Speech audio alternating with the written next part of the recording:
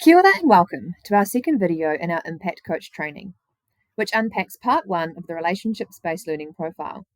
This video will also cover your role as an Impact Coach and lead you through the process of collecting evidence when observing teachers. In the Te Kotahitanga project, the researchers collected a significant amount of student voice on what had the greatest impacts on their success.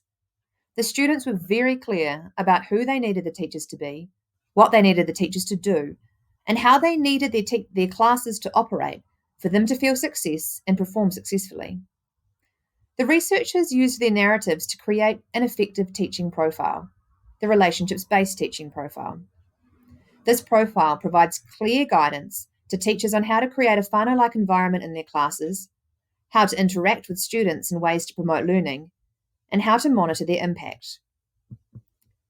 The research told us that relationships are fundamental for learning, and part 1 focuses on the teacher actions which promote the whānau-like context for learning. Northeast teachers see their classes like an extended whānau. They treat their learners with positivity, warmth, caring, expectations, dedication, empathy, passion, knowledge, support, and trust. Together, the whānau has a unity of purpose. They have a philosophy of ensuring that all members of the extended family are valued, can participate, and will succeed in the family life and beyond. This context creates a culturally responsive context for learning because it works with the learner's way of making sense of the world and developing and adapting these for learning.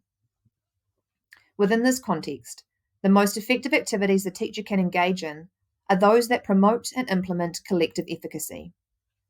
This means that all of the systems in place within the classroom have collective efficacy as a central principle.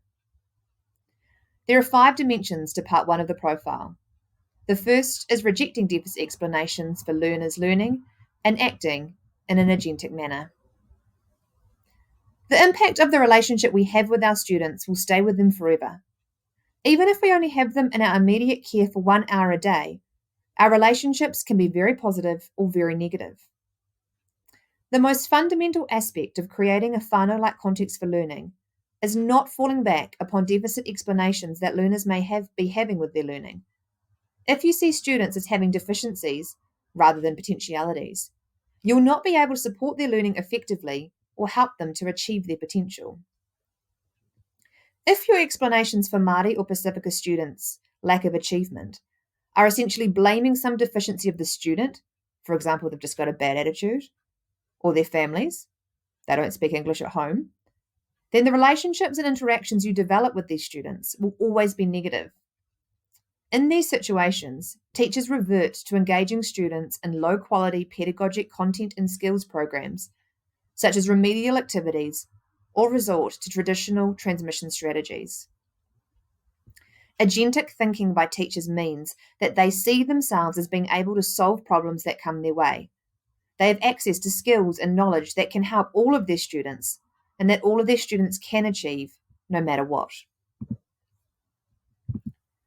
When being interviewed by researchers, large numbers of Māori students spoke of how important it was that their teachers were able to show that they cared for them as learners.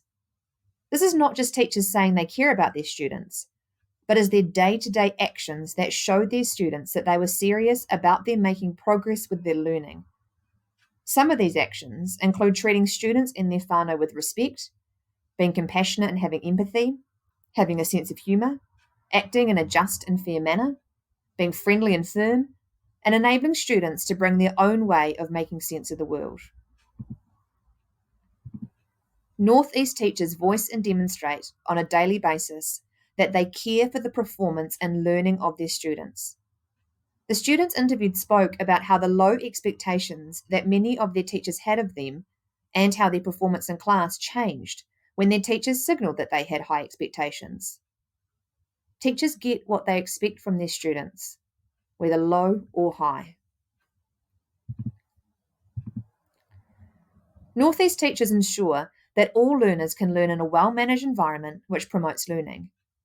They ensure that lessons and interactions are well organised, with clear routines for students to learn individually, in a peer, or in a group. Their management strategies are implemented in a non-confrontational manner.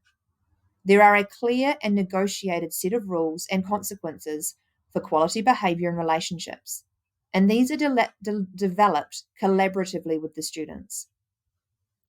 Students report that they do not appreciate chaotic classrooms, and they know when teachers are not prepared or organised.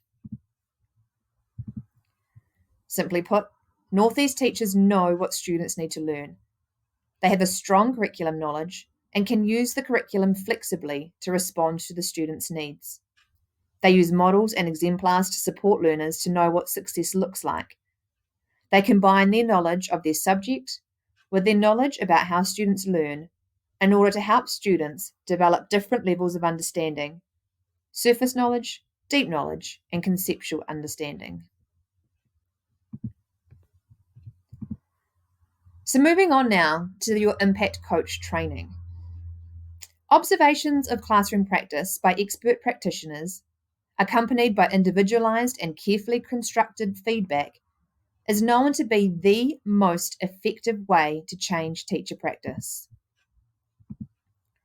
Your role as an impact coach is to collect evidence of teacher practice by way of a verbatim transcript and coach them using this evidence to reflect on their practice, identify and challenge their explanations of why students are achieving, and support them to set goals to improve their practice so they are able to create success for all students in their classrooms.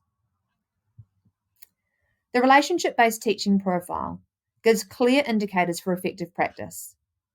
Part 1 and Part 2 of the profile each have 5 dimensions, with bullet points giving the characteristic of each dimension. As you train to become an impact coach, you will learn how to recognize what this looks like in the classroom. Namely, what will the teacher be saying and doing to create a family-like environment? You'll take the transcript of the teacher's lesson and identify and code where they have shown evidence of the teaching profile. When you're doing this, think about what would the students be hearing or seeing from a teacher? What would it sound like if they were using errors and mistakes as opportunities to learn? What would it sound like if they were demonstrating high expectations of the learning? What would the students be hearing if the learning was clearly identified for the learner? Here is an example of part of a transcript that I have coded. I've read through each sentence of the transcript, and if it was evidence of part 1 of the teaching profile, I've highlighted it and added a comment to indicate which dimension it relates to. When we're doing this, we are only listening for what the teacher has said, and we just discard and ignore anything the students have said. In our Google site, I've placed a blank transcript for you to practice coding. Make a copy of this and identify where the teacher has demonstrated the different dimensions of part 1 of the profile. We are just focusing on part 1 for this exercise. I also highly recommend reading Chapter 4 of Teaching to the Northeast so you can make sense of Part 1 before completing the transcript activity. Once you've all completed this, we will meet online to chat about how you went and what questions you have. I've also included some further learning suggestions to help you deepen your understanding of Part 1. As an impact coach, you will also be supporting teachers to develop their understanding of this teaching profile also. So it's really important you have a good grasp of this yourselves. I've included a document which lists these activities. They include collaboratively completing a Y chart to select different dimensions of the profile, what it looked like, sound like, feel like for the teacher if they were demonstrating this dimension in the classroom. Second one, think about a teacher that you've had that had a positive impact on your learning. Discuss with a buddy what sorts of things they do that was demonstrating part 1 of the profile. And lastly, reflect on your own practice. In light of your growing understanding of part 1 of the profile, what do you want to start doing or strengthening in your own practice?